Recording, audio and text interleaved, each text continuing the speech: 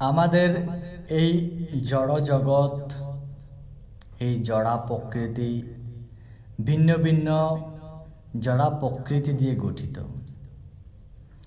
এই জগৎ নিকৃষ্ট।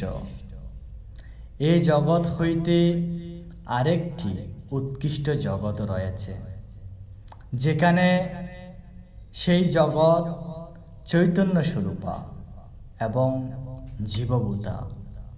গীতার 7ম অধ্যায়ের 5 নম্বর শ্লোকে বলা হয়েছে, অপরেয় মিতস্তন্যাং প্রকৃতিং বিদ্ধি মে পরাম জীবভূতাং মহাবাহু ইয়দং দারিয়তে জগৎ।